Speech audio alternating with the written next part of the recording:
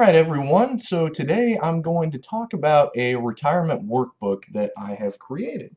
And for starters, I always start with VTI, which is an ETF. It's the Vanguard Total Stock Market Index. I always start with that in a Roth IRA.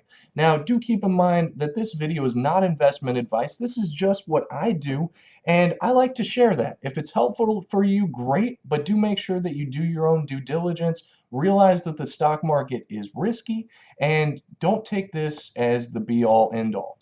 I do think that for most investors, this is probably going to get them to retirement in a really awesome position, especially if people are starting early. But again, this is just my own opinions. This is my own thoughts. If this is helpful for you, great. If it's not, fantastic. Please leave comments below. Please let me know what you think.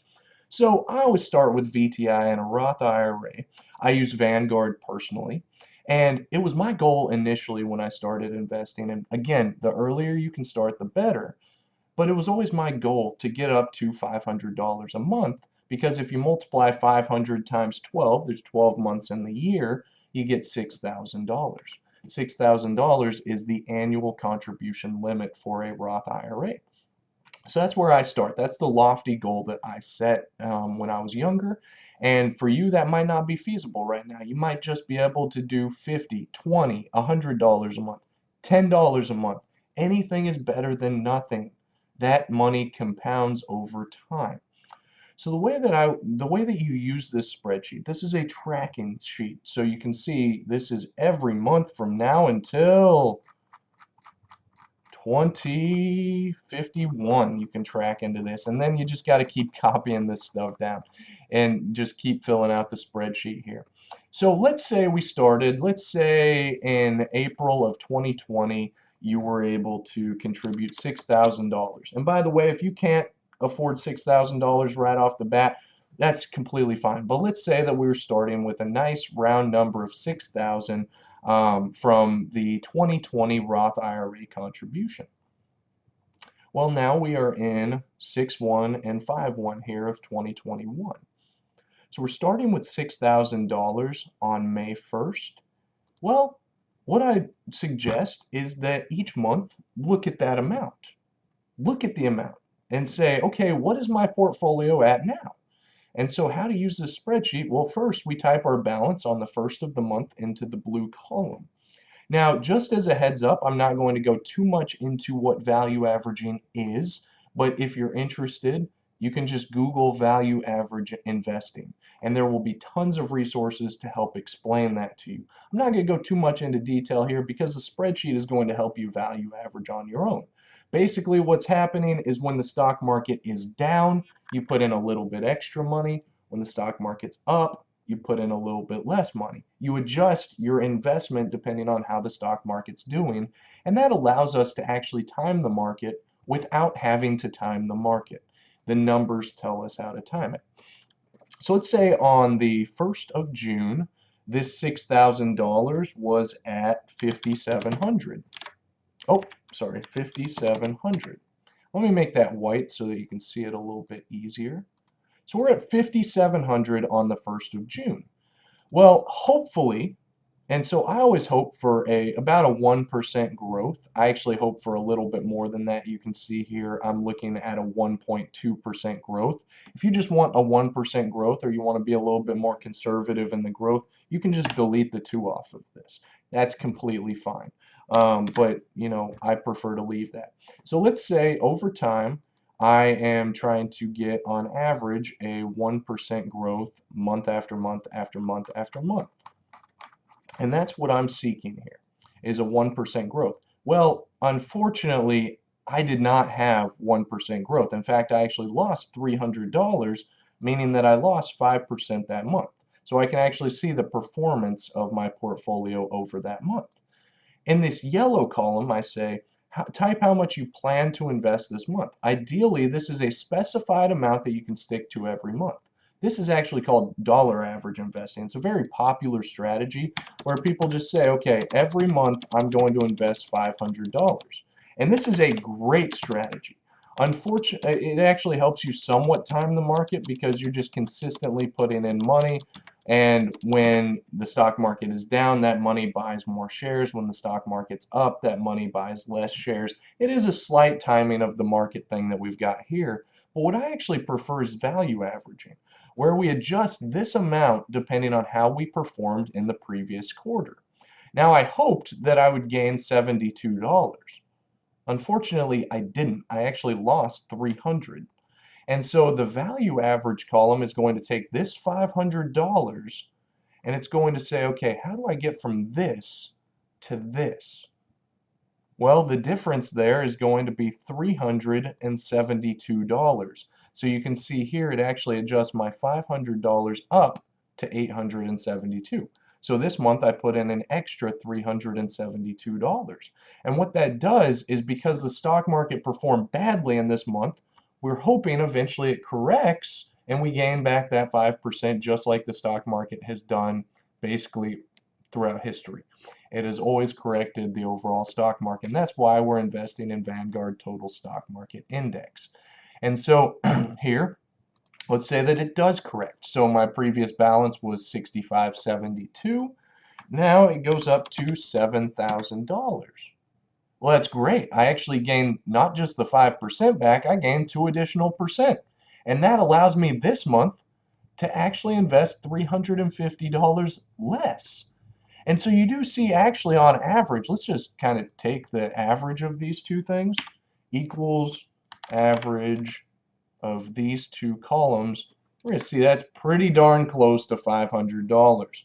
So value averaging is awesome because it actually keeps our average amount pretty darn close to $500, but there's a catch. There is a catch. Some months might be hard. So this month right here, we had lost 5%. But what happens if we actually lost even more? Let's say we lost 17% in 1 month. That is a tough month.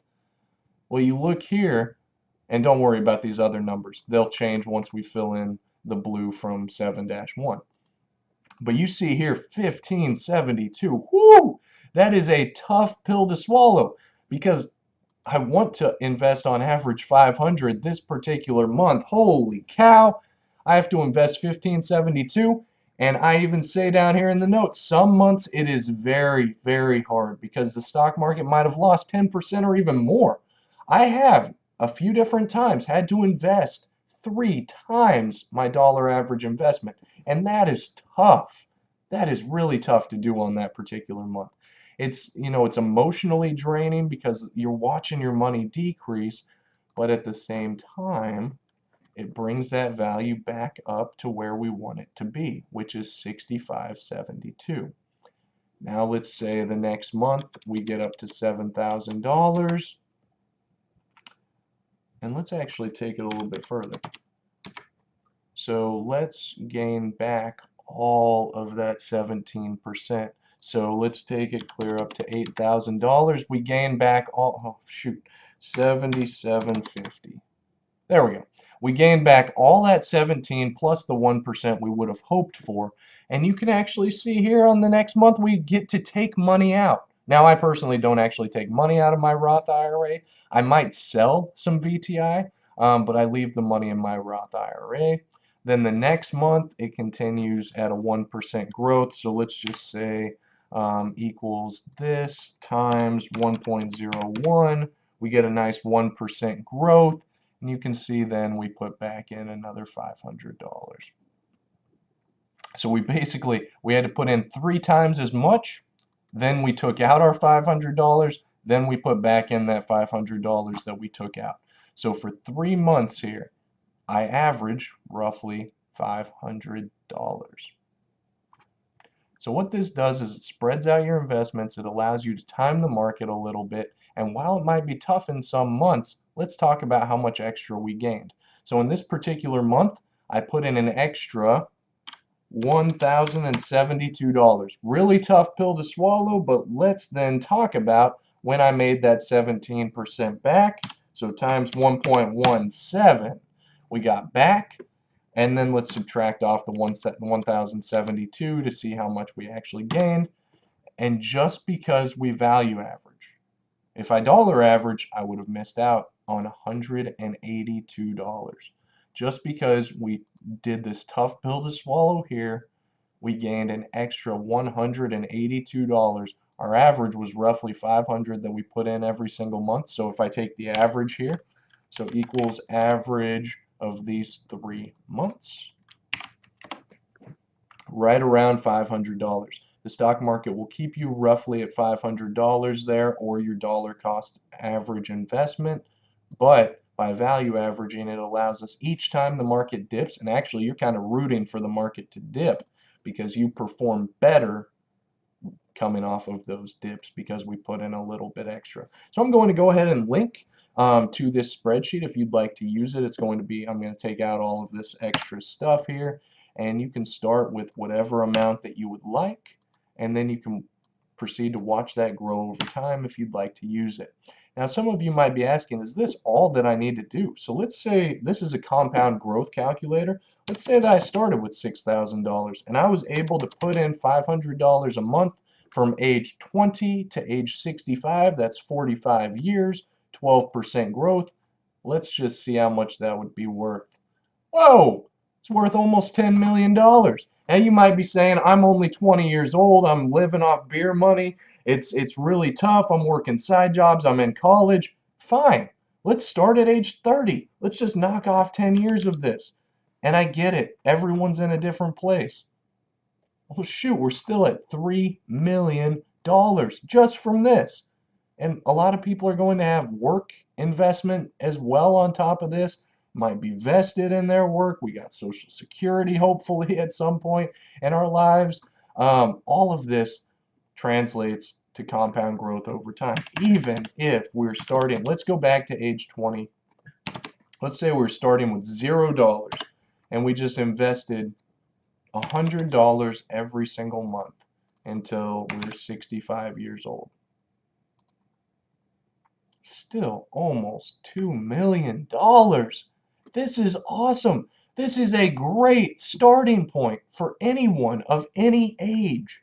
Now, if you're a little bit later in years, you only got 20 years left, we're going to have to put in more to get up to those same numbers.